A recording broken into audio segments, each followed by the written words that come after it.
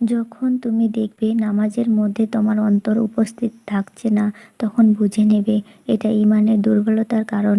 কঠোর পরিশ্রম করো নিজের ঈমানকে মজবুত করার জন্য। আসক্তের মতো ভালোবাসবে না, ধ্বংসাত্মকভাবে কাউকে ঘৃণাও করবে না।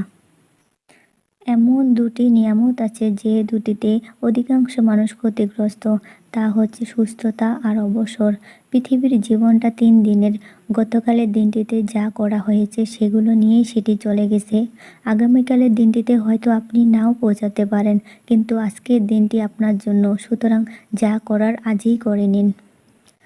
তাওহীদ হলো সমস্ত দোয়া, সমস্ত কান্নাকাটি, সাহায্য চেয়ে সমস্ত আবেদন, সমস্ত আশা এবং সকল কল্যাণের আগমন এবং সকল ক্ষতি নিবারণের জন্য প্রার্থনা, অন্য কেউ নয় বরং আল্লাহর উদ্দেশ্যেই হতে হবে।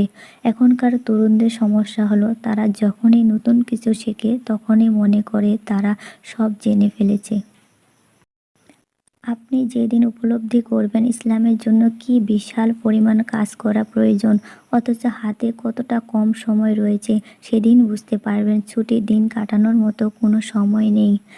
যে স্থানে থাকা আল্লাহ নিষিদ্ধ করেছেন সেখানে আপনার উপস্থিতি, এবং যেখানে থাকতে আল্লাহ আদেশ করেছেন সেখানে আপনার অনুপস্থিতির ব্যাপারে সাবধান হন।